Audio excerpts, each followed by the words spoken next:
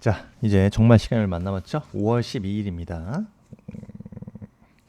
자, 지금 이제 세 번째 모의고사고요. 시간이고요. 자, 행정행위 부관입니다. 슬라이드 27번. 작년 기출문제 맞죠? 네. 그래서 행정기본법 관련된 조문도 있었고요. 그래서 1번 보시면 자, 행정청은 처분의 재량이 없는 경우에 법률의 근거가 있는 경우에 부관을 붙일 수 있다 이거죠. 17조 2항에 내한 내용이죠.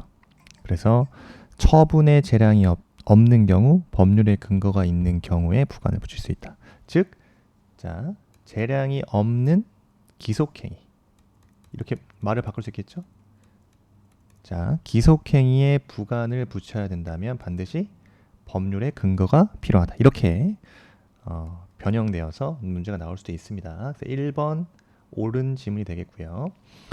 그 다음에 2번 부관은 해당 처분과 실질적인 관련이 있어야 한다. 하지만 해당 처분의 목적에는 구속되지 않는다. 자, 어디가 틀렸습니까? 당연히 뒷부분이 틀렸죠. 부관은 처분의 목적에 위배되어서는 안 됩니다. 따라서 부관은 반드시 해당 처분의 목적에 부합해야 되는 거예요. 그 다음 3번 지문. 법률이 예정하는 행정행위의 효과를 일부 배제하는 부관은 독립하여 행정소송의 대상이 될 수 없죠. 그죠? 부담, 오로지 부관 중에 부담만 독립하여 소송의 대상이 될 뿐이지 부담 이외의 부관, 뭐 조건, 기한 등이겠죠. 이때는 독립하여 행정소송의 대상이 되지 않는다. 너무 많이 나오죠, 그죠? 부담만 예외를 두고 있다. 3번 질문 틀렸고요. 4번 행정처분에 붙인 부담인 부관이 무효가 되면 그 부담의 이행으로 한 사법상의 법률행위도 당연히 무효가 되는 게 아니죠. 4번 질문도 헷갈리시면 안 된다. 그럼 어떻게 해야 됩니까? 부담이 무효라 하더라도 부담을 이행하면서 체결한 사법상 계약은 당연히 무효가 아니기 때문에 별도의 법률행위로서 취소 사유 등의 여부를 따져 물어야 된다 이거죠. 당연히 무효가 되는 게 아닙니다. 5번 하천법상의 하천부지 점용허가는 그 성질상 부관을 붙일 수 없는가? 은근히 요거 5번 찍으신 분이 많은데 요거는 이제 암기가 안 된 거죠. 하천부지 점용허가는 그 성질이 뭡니까? 재량행위다. 따라서 그 성질상 부관을 붙일 수 있는 것이 명백하다 이거죠. 그래서 하천법 25조 오염방지 등을 위한 부관을 부여할 수 있다라고 명시되어 있습니다. 그래서 정답은 1번.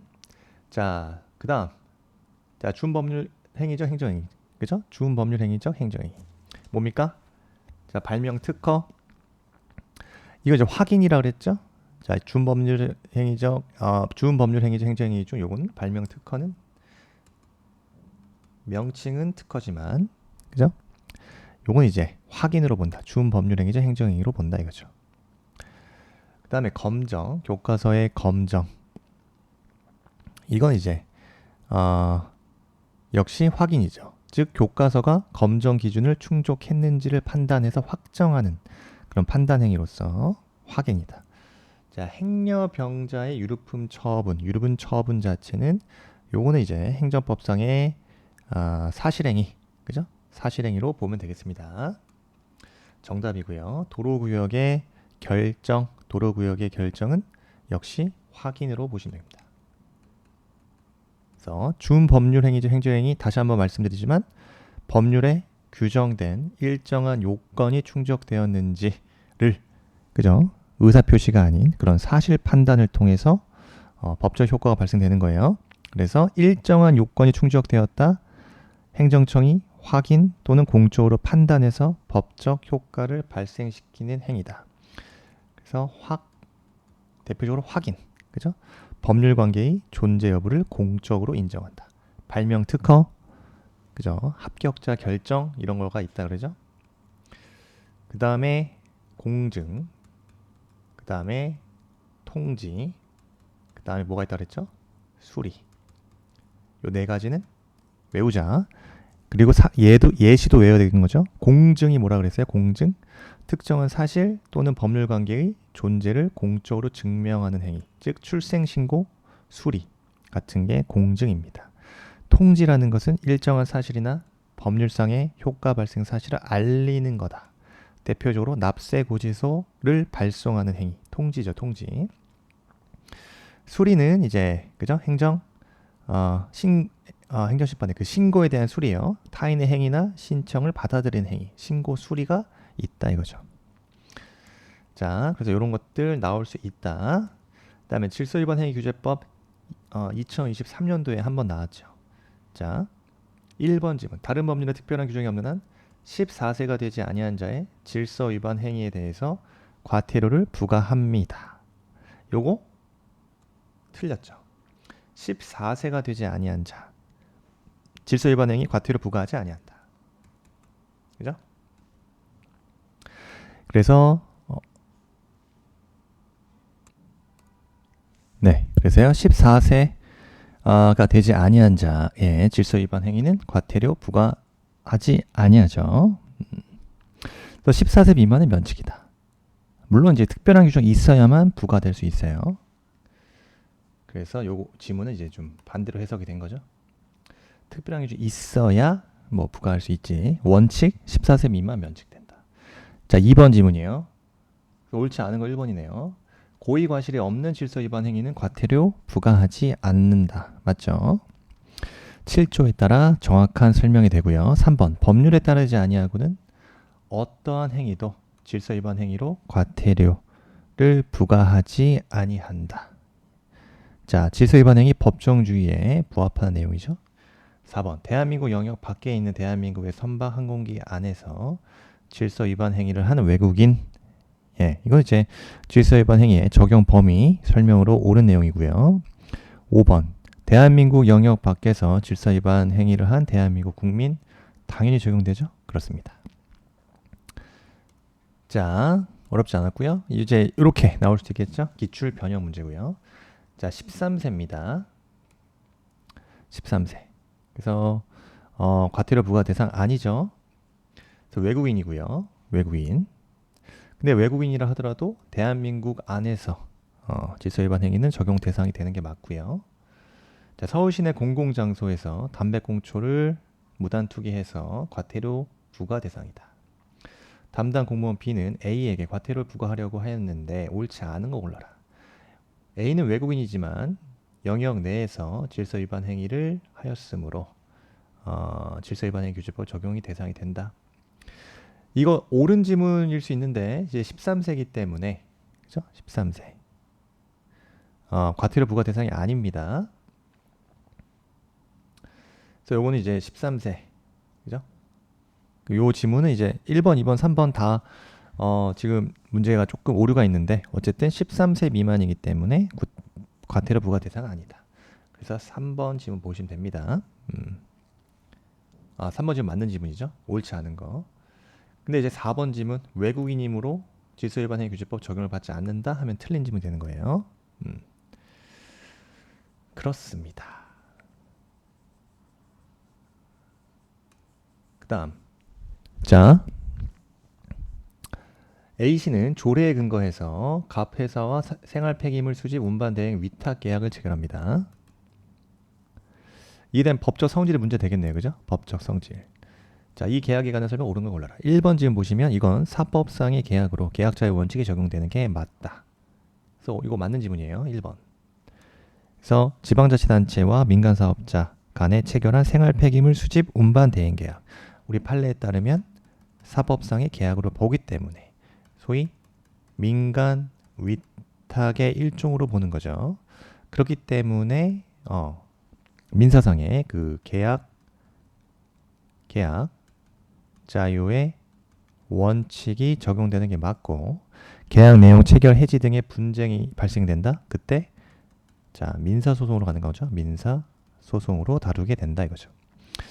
1번 지금 맞고요. 2번 국가를 당사자로 하는 계약에 관한 법률이 적용된다.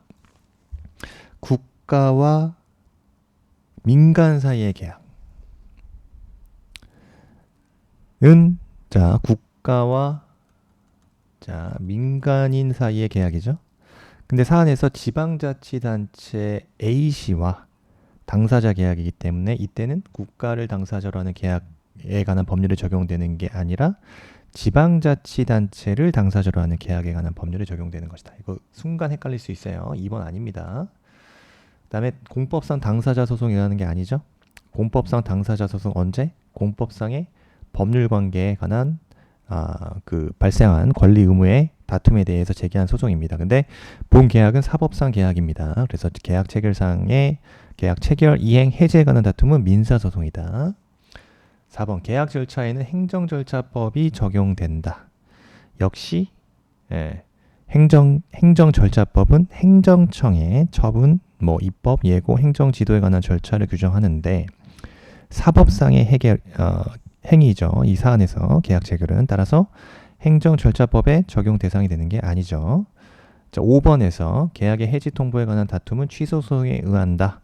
역시 취소 소송도 공권력 행사, 즉 처분과 같은 공권력 행사에 대해서 제기한 소송입니다. 근데 본 계약은 사법상 계약이기 때문에 민사소송으로 다툰다.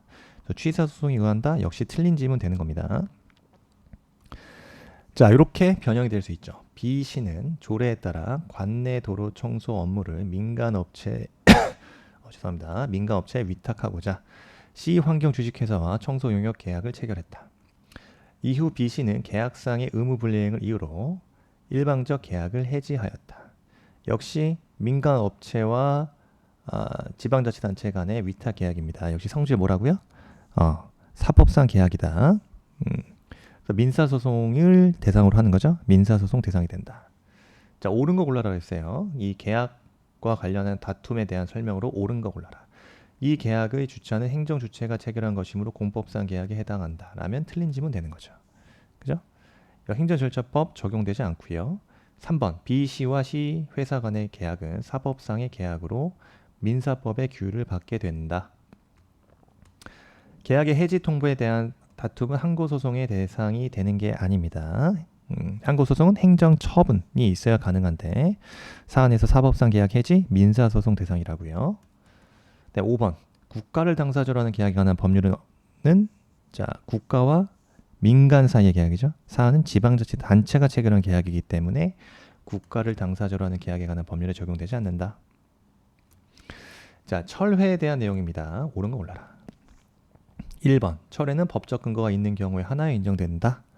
이게 다수의 판례다? 그렇지 않습니다. 철회는 별도의 법적 근거를 요하지 않습니다. 이게 다수의 판례고요. 자, 2번 명문의 규정이 없어도 처분청뿐만 아니라 감독청도 철회권을 갖는다. 이게 은근히 헷갈려요. 철회권은 오로지 뭐만? 처분청만 행사할 수 있는 것이지 감독청은 별도의 법적 근거 없이 직접 철회할 수 없습니다. 요 2번 오답 처리를 많이 하시더라고요. 2번 아니고요. 3번 대법원은 외형상 하나의 행정처분이라 하더라도 가분성이 있는 경우 일부만의 철회도 가능합니다. 그죠? 그래서 가분성 있는 경우 일부 철회 가능하다. 3번 관련해서 자, 운전면허 사건 관련 판례죠. 가분성이 있다. 일부 철회 인정하고 있습니다. 4번 철회의 효과는 소급이 아니라 장래를 향해서 발생하는 것이 원칙이다. 그렇습니다. 자, 그리고 3번 질문 관련한 판례죠. 외형상 하나의 행정처분이라 하더라도 가분성이 있거나 그 처분 대상의 일부가 특정될 수 있다면 일부만의 취소가 가능하고 그 일부의 취소는 당의 취소 부분에 관하여 효력이 생긴다고 할 것이다. 이렇게. 그래서 철회, 취소 간의 구별이죠. 이 법적 근거, 발생 사유, 효력의 시점, 철회는 장래형이죠. 장래형. 주체도요. 처분청만 가능합니다. 감독청은 별도의 법적 근거가 없는 한 철회권 행사할 수 없어요. 다만 취소는 처분청뿐만 아니라 감독청 모두 가능하다라는 점에서 차이가 있다. 자, 다음 문제. 국가공무원의 법률 관계에 관한 설명이에요. 옳지 않은 걸 골라라. 그래서 우리가 기억해야 되는 건 자, 직위해제 처분 가끔 나오죠. 요거 직위해제 처분 자체는 우리 징계 사유가 아닙니다. 따라서 직위 해제 자체는 징계가 아니다. 따라서 행정절차법상의 사전통지, 의견 청취 규정 적용됩니까? 의견 청취 규정도 적용되지 않습니다. 자, 참고로 알아두시고, 그러면 옳지 않은 거, 공무원 임용 결격 사유가 있는지의 여부는 임용 당시에 시행되던 법률을 기준으로 판단해야 된다. 맞죠? 공무원 임용 결격 사유는 임용 시점, 임용행위가 있는 시점이에요. 그래서 가끔 이게 어떻게 꼬입니까? 임용 당시 시행되던 법률을 어떻게 오답 처리를 하냐면 채용 후보자 명부 등록 시점 이렇게 오답 처리를 해서 출제를 할 수 있다. 따라서 채용 후보자 명부 등록 시점이 아니라 언제? 국가가 임용행위를 한 때 임용관계가 성립한다. 따라서 임용 당시 법령 기준으로 판단한다는 것이 우리 판례 입장이죠. 그래서 임용 결격자라면 채용 후보자 명부 등록 이후라 하더라도 임용 전에, 그죠? 요 시간의 순서에 따라서 자, 채용 후보자 명부에 등록을 했지만 자, 아직 임용 전이에요. 임용 전에 결격 사유가 발생하면 임용이 됩니까? 임용 불가하다 이거죠. 임용 불가. 자, 그래서 1번 지문, 옳은 지문.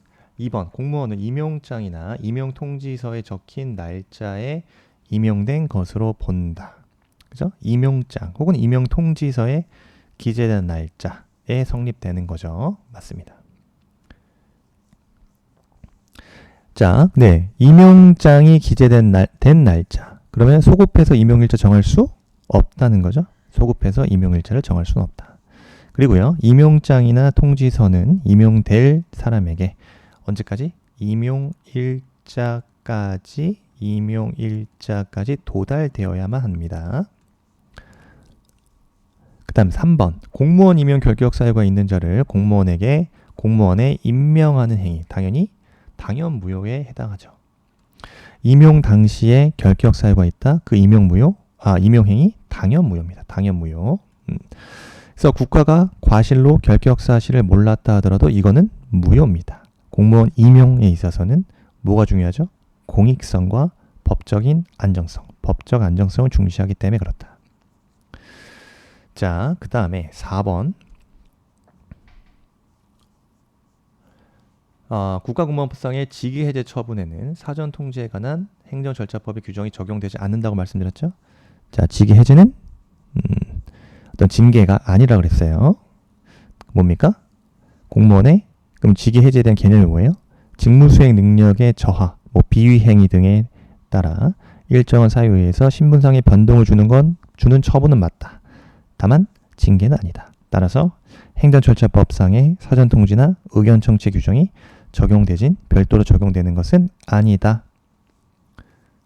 그래서 이것도 직위해제 처분에 대해서 사전통지 행정절차법 규정이 적용된다, 적용되지 않는다. 그 논거는 행정절차법 제3조 2항 처분은 맞지만 행정절차를 거치기 곤란하거나 불필요하다고 인정되는 사항에 해당한다고 봐서 자, 사전통지 등의 의견청취 절차를 배제하고 있다 이거죠. 그래서 4번 지문 헷갈리시면 안 되고 5번 당연퇴직 사실을 알리는 통지 행위는 행정소송법상의 처분에 해당하지 않는다. 당연퇴직 사실을 알리는 요 통지, 요거 그 사실을 알려주는 것에 불과하는 거예요. 자, 이 통지 행위가 새로운 어떤 법적 효과를 발생시키는 처분이 아니라고 본다 이거죠. 그래서 자, 당연퇴직 그러면 일정한 사유가 발생돼서 당연퇴직 사유가 발생이 되면 법률 효과도 자동적으로 그 신분이 소멸됩니다. 따라서 이에 행하는 통지는 그 사실을 알려주는 것에 불과하고 새로운 법적 효과 발생시키는 처분이 아니에요. 따라서 이거는 당연퇴직에 대한 통지행위는 그 처분성이 인정되지 않는다는 겁니다. 처분성이 인정되지 않는다. 그래서 이에 대한 행정소송 부적법하다라고 보시면 됩니다. 그래서 정답 4번 관련된 판례이시고요. 지방자치제도에 대한 설명으로 옳지 않은 거 골라라. 옳지 않은 거죠. 1번 제주특별자치도 세종특별자치시 지방자치법상의 특별지방자치단체에 해당한다. 자, 지방자치단체는 특별지방자치단체에 해당한다. 자, 지방자치단체는 크게 보통지방자치단체와 특별지방자치단체죠. 자, 보통지방자치단체는 우리가 흔히 아는 특별시, 광역시, 특별자치도, 그다음에 도, 그죠? 경기도, 그죠? 그다음에 특별자치도요.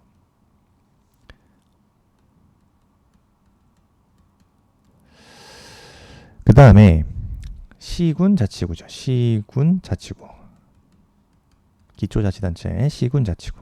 근데 특별지방자치단체는 2개 이상의 지방자치단체가 자, 공동으로 사무를 처리하기 위해 만든 지방자치단체 조합으로 보시면 된다.